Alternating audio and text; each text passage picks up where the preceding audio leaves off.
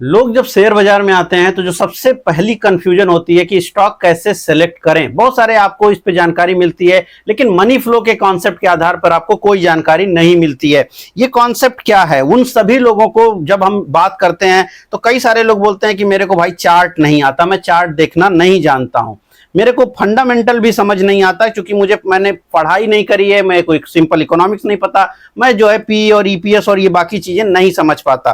तो जो लोग ये सब नहीं समझ पाते उनके लिए ये बहुत अच्छा कॉन्सेप्ट है जिसको बोला जाता है मनी फ्लो का कॉन्सेप्ट। इसके ऊपर आपको जनरली यूट्यूब पर और बाकी जगहों पर कोई खास जानकारी देखने को नहीं मिलेगी क्योंकि इसके ऊपर अभी बहुत काम करना बाकी है। मैं जनरली इसके ऊपर बहुत फोकस करता हूं अपने इन्वेस्टिंग के दौरान, तो मैं इसके बारे में कुछ बातें आपको जरूर आज डिटेल में बताने की कोशिश करूंगा, लेकिन इसके कई सारे आयाम हैं। तो मनी फ्लो का जो एक कॉन्सेप्ट है इसमें कई सारे आयाम आपको देखने को मिलेंगे। ये कॉन्सेप्ट अपने आप में बड़ा यूनिक है और बहुत इजी है, और इसीलिए मैंने कहा कि ये सबसे आसान तरीका है जिसके थ्रू जो है आप पैसे की संरचना को समझ सकते हैं और उसके आधार पर आप जो है इन्वेस्टिंग कर सकते हैं। तो ये आपको फ्लो को बताता है। फ्लो को, किसके फ्लो को? मनी के फ्लो को। अब जो मनी का फ्लो यानी पैसे का फ्लो है, अच्छा एक चीज अगर आप समझो तो जो चार्ट होता है या जो भी आपका फंडामेंटल एनालिसिस होता है, ये दोनों भी पैसे को ही दिखाते हैं। चार्ट भी भाव को दिखाता है और भाव किससे बनता है? पैसे से बनता है। इसी तरह जो फंडामेंटल एनालिसिस है, चाहे वो ईपीएस पीई है, ये भी क्या दिखाता है? ये भी पैसे के फ्लो को ही पकड़ने की कोशिश करता है। लेकिन ये जो मनी फ्लो का कॉन्सेप्ट है इसमें बिजनेस एनालिसिस भी जुड़ जाता है। चूंकि इसमें बिजनेस एनालिसिस जुड़ता है इस नाते ये थोड़ा सा और इजी हो जाता है, समझना आसान हो जाता है। बेसिकली इसके तीन अलग अलग पॉइंटर देखे जाते हैं, यानी आप इसको तीन फॉर्म में डिवाइड कर सकते हैं। इस फ्लो को आप तीन फॉर्म में डिवाइड कर सकते हैं। पहला, जब आप एक लॉजिक समझिए कि मान लेते हैं भारत में बहुत सारी ऐसी कंपनी हैं, या आप कह सकते हैं कि ऐसे हाउसेज हैं, घराने हैं, और ये जो घराने हैं जिसमें से आप कई सारे घरानों को जानते होंगे, जैसे रिलायंस ग्रुप है, अंबानी ग्रुप है, बिरला ग्रुप है ना, बहुत सारे घराने आपने सुने होंगे। और ये घरानों में मल्टीपल कंपनी होती है, उसमें मुथूट है, मनापुरम है, बहुत सारे बड़े बड़े घराने हैं। तो ये फ्लो जो होता है इस घराने के ऊपर भी लगाया जा सकता है, यानी अब रिलायंस की जितनी भी कंपनियां हैं आप उनको इस ढंग से एनालाइज कर सकते हैं, अदानी की जितनी कंपनियां उनको एनालाइज कर सकते हैं। इसके अतिरिक्त ये कंपनी टू कंपनी भी फ्लो को यूज किया जाता है, कंपनी टू कंपनी और सेक्टर टू सेक्टर। तो सेकंड पार्ट इसका जो होता है वो सेक्टर टू सेक्टर में आपको काम करता है, जहां पर आप सेक्टर टू सेक्टर देखते हैं या स्टॉक टू स्टॉक देखते हैं। और तीसरा जो होता है वो प्योरली और प्योरली स्टॉक टू स्टॉक की बात होती है। मैं अपनी क्लासेज में तो तीनों को बहुत डिटेल में समझाऊंगा, आने वाली जो मेरी 1 जुलाई से क्लासेज हो रही हैं, लेकिन आज हम बात करेंगे घराने वाले पर, यानी जब एक कंपनी कई सारी कंपनीज को ओन करती है वहां ये फंड कॉन्सेप्ट किस तरीके से काम करता है। तो अब अगर आप इस पॉइंट को समझने की कोशिश करिए तो सीधी सी बात समझिए कि मनी फ्लो हमें यह समझाता है कि कोई भी कंपनी जो है, मान लेते हैं कोई एबीसीडी कंपनी है, मैं किसी भी कंपनी का नाम नहीं ले रहा हूं, एक सिंपल सी कंपनी बना लेते हैं एबीसीडी कंपनी नाम के, ठीक है। अब जो एबीसी कंपनी है ये, इसकी बहुत सारी और कंपनियां हो सकती हैं, आप इसको नाम एक घराने का कुछ भी नाम आप दे सकते हो कि ये एक घराना है, यानी एबीसी ग्रुप है। अब एबीसी ग्रुप की जो कंपनियां हैं ये एबीसी ग्रुप कंपनियां हो गई। अब इसमें एक कंपनी बनाते हैं, वो मान लेते हैं कंपनी 1। तो जो कंपनी 1 है आपकी, ये आपकी प्रॉफिटेबल है, मान लेते हैं ये प्रॉफिटेबल कंपनी है, इसका शेयर आपने होल्ड किया, आपने इसका शेयर खरीदा। तो आपने क्यों इस कंपनी 1 का शेयर खरीदा? इसलिए खरीदा क्योंकि आपको मालूम था कि ये पर्टिकुलर कंपनी प्रॉफिट बनाती है। प्रॉफिट का मतलब, चलिए इसको मान लेते हैं कि ये कोई 1000 करोड़ रुपए की कंपनी प्रॉफिट बनाती है, एक बड़ी कंपनी है, प्रॉफिट बनाती है। आपने इस प्रॉफिट को देखा, 1000 करोड़ का प्रॉफिट कंपनी बना रही है, आपने उसका शेयर खरीदा, स्टॉक का प्राइस ऊपर जाना शुरू हुआ। देखिए प्रॉफिट जो है ना, ये खर्च कहां हो रहा है यही हमें समझना बेहद जरूरी है। यहीं पर ये पूरा कॉन्सेप्ट आपका समझाता है, क्योंकि इस कॉन्सेप्ट के आधार पर, यानी ये प्रॉफिट कहां खर्च हो रहा है, ये जो पैसा है, प्रॉफिट क्या है? प्रॉफिट एक पैसा है। अब ये जो पैसे हैं ये खर्च कहां हो रहे हैं, इसके ही आधार पर आप ये समझ सकते हैं कि स्टॉक आने वाले वक्त में क्या काम करेगा। लॉजिक ये कहता है कि जब भी आप किसी कंपनी का शेयर खरीद रहे हैं, यानी उस पर्टिकुलर कंपनी में प्रॉफिट है, तो ये 1000 करोड़ रुपए क्या होने चाहिए? ये 1000 करोड़ रुपए जो होते हैं नए इनोवेशन में खर्च होने चाहिए। अब इस कंपनी को कुछ नया इनोवेट करना चाहिए, इनोवेट यानी नई खोज करनी चाहिए। अब इसके रूप में आप उठा के देखिए, बहुत सारी कंपनियां आपको मिलेंगी जो दुनिया भर में बहुत सारी चीजें खोज करती हैं। जब कंपनी खोज करती है तो उसका कई सारे बेनिफिट होते हैं। कंपनी नए प्रोडक्ट लॉन्च कर सकती है। नए प्रोडक्ट लॉन्च करने से कंपनी को क्या होगा, कंपनी का जो नए प्रोडक्ट चूंकि कंपनी बेच रही है तो उसका जो सेल्स होगा वो बढ़ जाएगा, जाहिर सी बात है उसका सेल ऊपर चला जाएगा। या फिर अगर उसका मार्जिन जो है वो मार्जिन आपका उसका वो सुधर जाएगा, मार्जिन ऊपर जाएगा। दोनों ही केसेस में स्टॉक का प्राइस क्या करेगा, ऊपर की तरफ जाएगा। यानी अगर प्रॉफिट बढ़ेगा, नए प्रोडक्ट आएंगे, सेल्स बढ़ेगा या मार्जिन बढ़ेगा, तो चारों कॉन्सेप्ट में क्या होगा, स्टॉक का प्राइस ऊपर की तरफ जाएगा, स्टॉक का प्राइस ऊपर बढ़ता हुआ दिखाई पड़ेगा।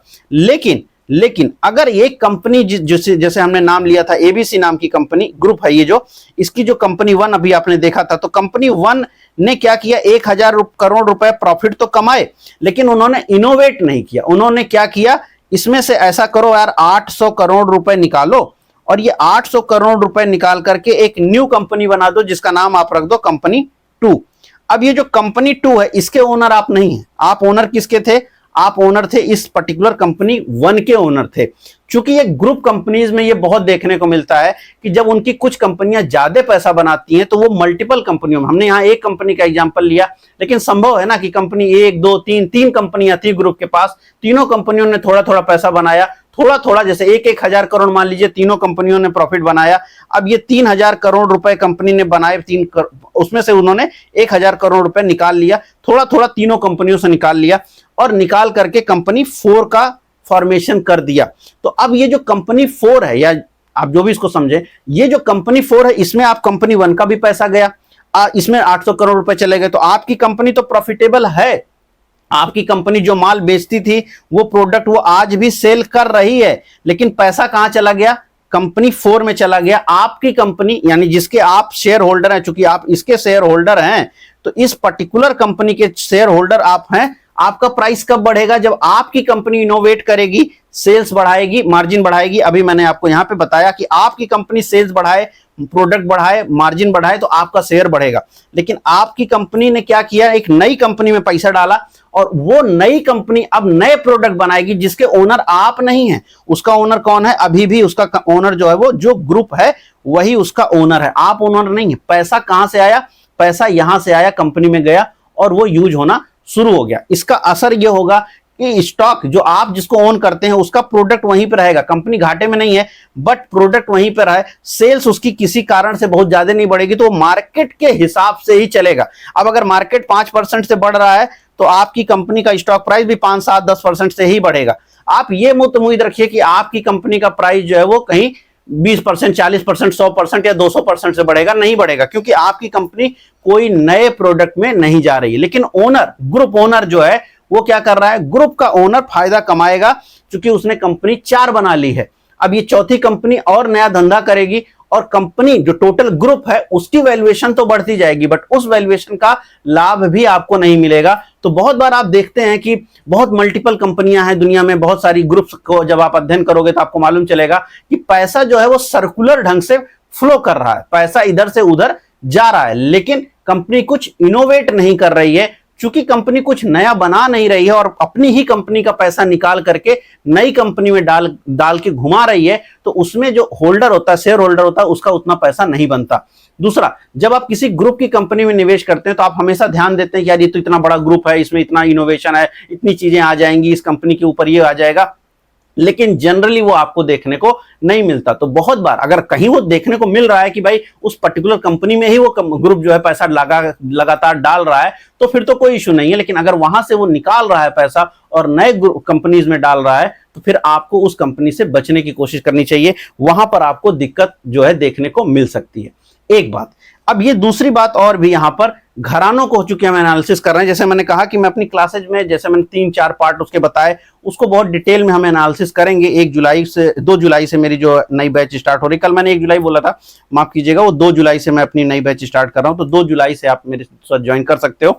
अब इसी पॉइंट को अगर हम नया पॉइंट और बताएं, यानी इसी को हम और नए ढंग से समझें, तो यहां पे आपको एक चीज और भी समझने को मिलेगा कि बहुत बार कंपनियां क्या करती हैं, वो बिचौलिए का काम कर रही हैं। यानी वो काम किस तरह का कर रही हैं, क्या वो काम इस तरह का कर रही हैं कि जिसके नाते उस पर्टिकुलर घराने में नए पैसे का फ्लो आ रहा है, या वो वही पैसा जो है राउंड राउंड राउंड राउंड घूम रहा है। समझने की बात है। जैसे मैंने यहां पे 4 कंपनी की बात कर लेते हैं। चलिए, अगर मान लेते हैं एबीसी ग्रुप है और इस ग्रुप की एक कंपनी है कंपनी 1, कंपनी 2,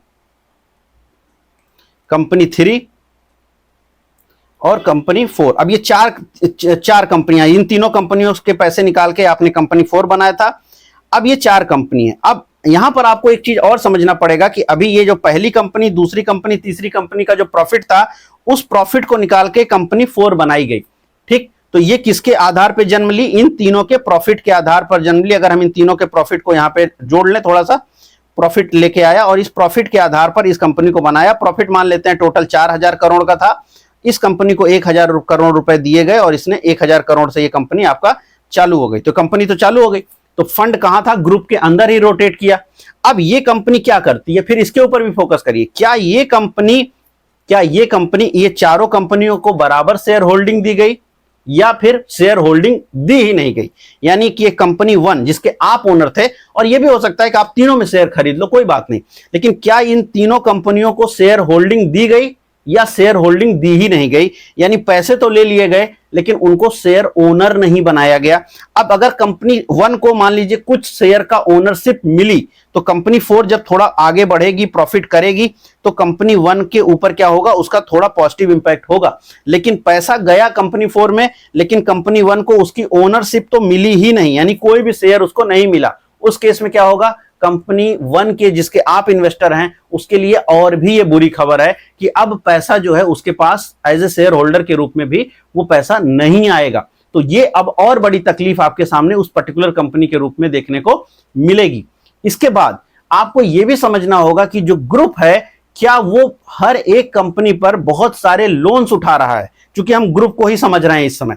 अब जैसे भारत के कई सारे बड़े ग्रुप हैं जो दुनिया में या इंडिया में कम से कम सबसे ज्यादा लोन उठाए हुए हैं। तो आप देश के जो सबसे प्रमुख जो घराने हैं, जब आप उनको गूगल करेंगे, जो भी हैं आप उनको गूगल करिए, आपको मालूम चल जाएगा कि इस देश में सबसे ज्यादा लोन लिए हुए कौन से घराने हैं। उनकी कंपनियां अच्छा कर रही हैं, प्रॉफिट बना रही हैं, लेकिन स्टॉक के प्राइसेज ऊपर नहीं जा रहे। क्यों? क्योंकि कंपनी का जो ग्रुप है उसने ऑलरेडी बहुत ज्यादा पैसा लोन के रूप में सरकार से या बैंकों से लिया हुआ है। जब वो लोन लिए हुए हैं तो ये कंपनी भले इनके आप ऐड बहुत देख रहे हो, ये सोलर में खूब काम कर रहे हैं, ये रिटेल में खूब काम कर रहे हैं, ये जो है रिफाइनरी में भी बहुत अच्छा कर रहे हैं, ये टेलीकॉम में भी बहुत अच्छा कर रहे हैं, हर जगह ये बहुत अच्छा कर रहे हैं। सरकार इनका सपोर्ट भी कर रही है और सरकार इनको काफी सब्सिडी के आधार पर, जमीनों के आधार पर, हर आधार पर इनको बेनिफिट भी मिल रहा है। इस सारे बेनिफिट के आधार पे क्या कर रही है? कंपनी 4 बना रही है, कंपनी 5 बना रही है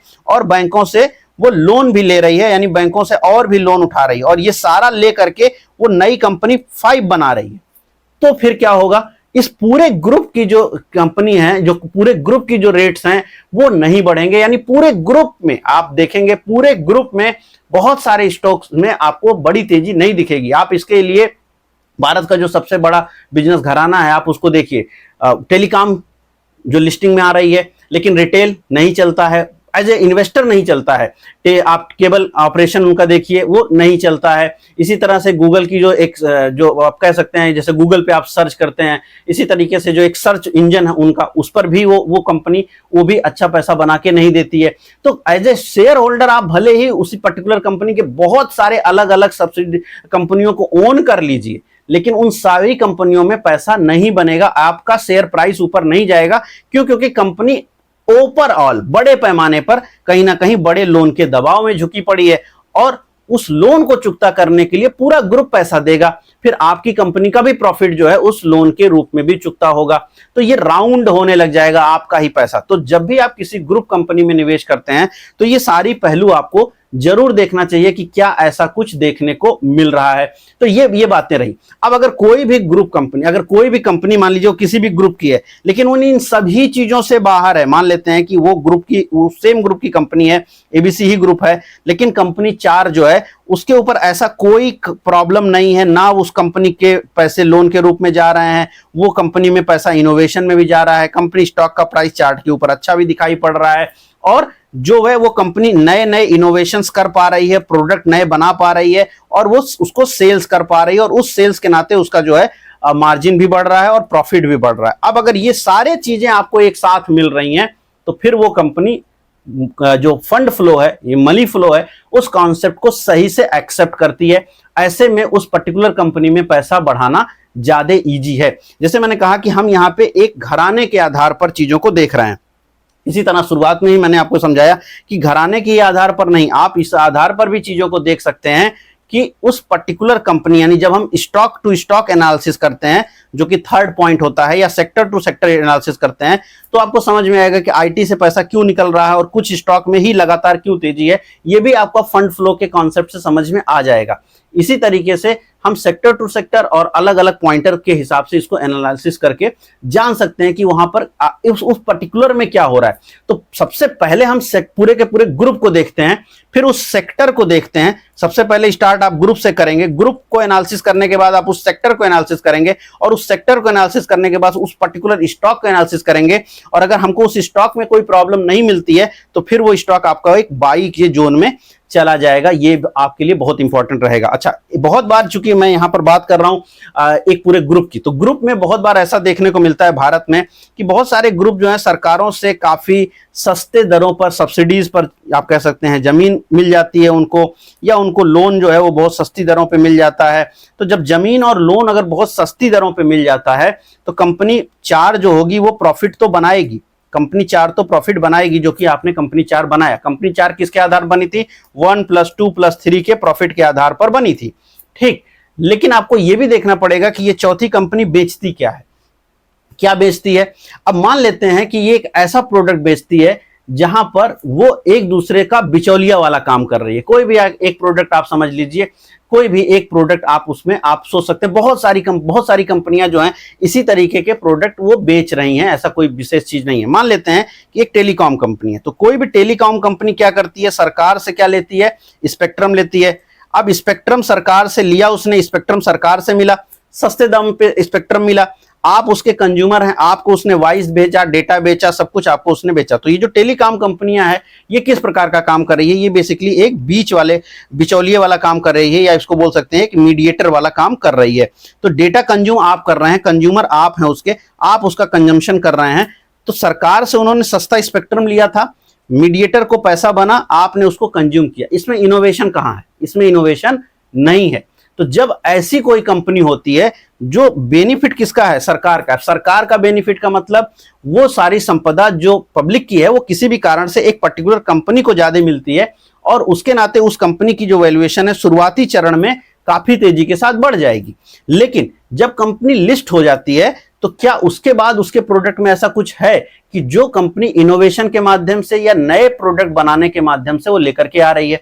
अगर वो लेकर के नहीं आ रही है, यानी अभी भी वो सिर्फ मीडिएटर ही बनी हुई है, तो सरकार का बेनिफिट उसको एक समय तक जिंदा रखेगा। आप एक बात समझें, बिचौलिया जो है एक समय तक जिंदा रहेगा, क्योंकि सरकार का जो बेनिफिट है उसने पूरा एक ही बार में ले लिया।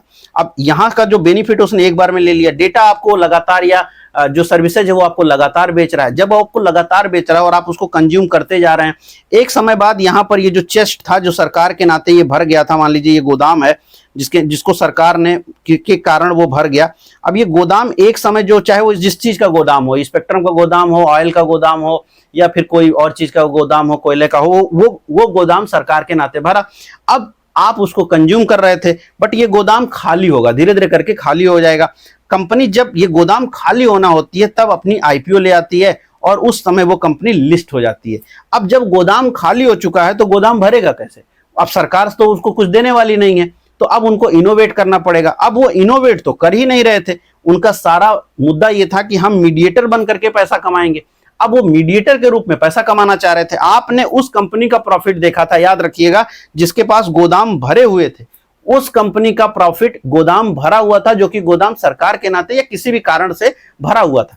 अब वो कंपनी जब लिस्ट होती है तो उसका गोदाम खाली हो चुका है। आप लिस्टेड कंपनी में जब पैसा डालते हैं नई वाली में, उसकी स्थिति ये नहीं है, आप उसका नाम भले ब्रांडिंग में सुन ले, वाह क्या बड़ी कंपनी है, दुनिया में सबसे बड़ी कंपनी है, ये है वो है, लेकिन उस केस में आपको साफ ही समझना पड़ेगा कि गोदाम पीछे का जो है वो खाली है, या गोदाम का जो यूज है, जो उसका कंजम्पशन है वो ऑलरेडी कंप्लीट हो चुका है, और जो कंपनी की जो बड़ी वैल्यूएशन बढ़नी थी वो ऑलरेडी बहुत ज्यादा बढ़ चुकी है। अब जब ये लिस्ट होगी, चूंकि ये कंपनी कुछ इनोवेट नहीं कर रही है, तो इसका जो प्राइस एप्रिसिएशन है वो बहुत ज्यादा देखने को नहीं मिलेगा, क्योंकि यहां पर जो नया फंड आ रहा है वो कहीं और फिर शिफ्ट होने लग जाएगा, पैसा कहीं और खर्च होने लग जाएगा। हाँ, कंपनी लिस्ट हुई और उसके बाद जो बड़ा बड़ा पैसा आया वापस से कंपनी में कुछ नया इनोवेट करने में चला जाए, यानी उसी कंपनी में वो खर्च करने में जाए, तो फिर कंपनी जो है अलग अलग तरीके से बढ़ती हुई आपको आगे दिखाई पड़ेगी। क्योंकि यहाँ पे मैंने कहा कि इसके 3-4 अलग अलग कॉन्सेप्ट होते हैं, जिसमें से मैंने एक आपको समझाने की कोशिश करी है, लेकिन जिसमें हम घराने वाली बात करें, जिसमें मैंने लास्ट में जो आईपीओ वाली बात करी, वो कॉन्सेप्ट आपको ये बताता है कि आईपीओ मेथड, यानी जो लास्ट वाला पॉइंट में भी हम समझ सकते हैं कि जो नई कंपनियां आती हैं वो क्या फंड फ्लो को किस तरह से यूज कर रही हैं। इसी तरीके से जो सेक्टर वाली चीजें हैं वो भी आपको बताती हैं कि क्या पर्टिकुलर स्टॉक या पर्टिकुलर सेक्टर किस तरह से काम कर रहा है। जैसे वे आईटी में गिरावट दिख रही है, या बहुत सारे स्टॉक जो बढ़े जा रहे हैं, जैसे पावर ग्रुप, डिफेंस ग्रुप, उन ग्रुप का मतलब सेक्टर्स, उनमें आपको काफी तेजी मिल रही है। ये सारा इस कॉन्सेप्ट के आधार पे एनालाइज किया जा सकता है। डिफरेंट अप्रोच जो होती है इन्वेस्टिंग और स्विंग ट्रेडिंग में आपको यूज करनी चाहिए, जो आपको सबसे बेस्ट लगे आप उसके आधार पर पैसा बना सकते हैं। जाहिर सी बात है, मैंने आपको बिल्कुल एक एजुकेशनल पर्पज पे ये वीडियो बनाया और आपको समझाने की कोशिश करी है, एक कठिन मुद्दे को थोड़ा बहुत ही सिंपल करके समझाने की कोशिश करी है। और जहां पे आपका फंड फ्लो सबसे बेस्ट हो उसका आप चार्ट देखिए, फिर उस कंपनी का चार्ट, और उसके बाद फिर आपका जो है वहां पे निवेश का कॉन्सेप्ट बनता है। ये पूरा कॉन्सेप्ट मेरे क्लास के दौरान आपको देखने को मिलेगा, समझने को मिलेगा। करीब 2 से ज्यादा क्लासेस इसके ऊपर जाएंगी। तो अगर आप मेरे साथ जुड़ना चाहते हैं, जिसका आपको मैंने बताया 1 जुलाई नहीं 2 जुलाई से मेरी जो है बैच स्टार्ट हो रही है, आप 2 जुलाई से मेरे साथ ज्वाइन कर सकते हैं। आप वो व्हाट्सएप कीजिए मुझे और आपको जो है नंबर मिल जाएंगे, और वो आप मेरे नंबर्स पर कॉल करके आप मुझसे जानकारी ले सकते हैं। हमारी तरफ से आपको जानकारी मिल जाएगी। आप मुझे मैसेज कीजिए, व्हाट्सएप कीजिए, कॉल नहीं कीजिए, व्हाट्सएप कीजिए, और आपको जो है उस पर सारी की सारी जानकारी मिल जाएगी और आप मेरे साथ जुड़ सकते हैं, जिसमें हम चार्ट के आधार पर इन्वेस्टिंग, स्विंग ट्रेडिंग और फिर जो छोटे समय अंतराल की इन्वेस्टिंग होती हैं उनको समझने की कोशिश करेंगे।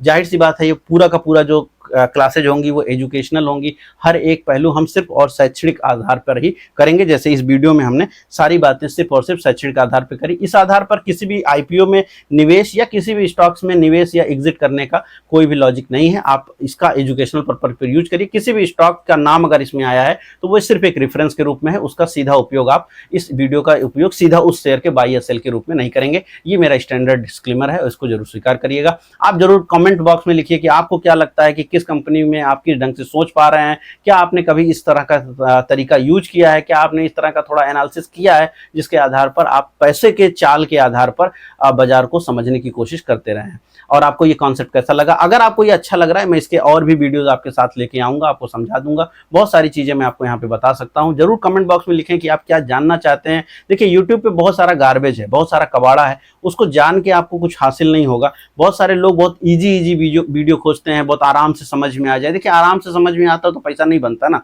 मार्केट में आप सुपर कंप्यूटर से लड़ रहे हैं, आराम से पैसा कैसे बनेगा? आपको थोड़ा तो मेहनत करना पड़ेगा, थोड़ा तो सीखना पड़ेगा, थोड़ा तो समझना पड़ेगा। थोड़ी बातें कठिन है तो 2 बार देखना पड़ेगा, तो तब जाकर के आप कुछ पैसा बनाने लग जाओगे। तब आप सही लॉजिक समझ पाओगे, सही काम कर पाओगे। तो इसलिए जरूरी है कि आप एजुकेट होइए बाजार में। अदरवाइज गार्बेज देख करके पैसा नहीं बनेगा। वो डेटा आता रहेगा, 92-93% लोग हमेशा बाजारों में लॉस करते हैं, करते रहेंगे और वो आगे भी करते रहेंगे। 200 साल हो गया अमेरिकन हिस्ट्री को, नहीं बदला। 1926 से जो मॉडर्न हिस्ट्री है उसमें भी नहीं बदला। वहां पे भी 90-95% लोग लॉस ही करते हैं। तो वो नहीं बदलेगा, वो कुछ भी नहीं बदलेगा। वो एफएनओ में, वो डिलीवरी में कहीं नहीं बदलेगा। डिलीवरी में भी 90% लोग अपना 10 साल के पीरियड में बैंक एफडी को बीट नहीं कर पाते हैं। म्यूचुअल फंड्स और पीएमएस भी बीट नहीं कर पाते हैं। तो ये आगे भी जारी रहेगा। आपको खुद ही करना पड़ेगा, खुद ही सीखना पड़ेगा, खुद ही समझना पड़ेगा। तब जाके आप खुद से एक ठीक निवेशक के रूप में उभर के आ सकते हैं। जरूर कमेंट बॉक्स में लिखिएगा आपको क्या लगता है। मैं मिलता हूं कल नए वीडियो में। इस वीडियो में इतना ही। धन्यवाद।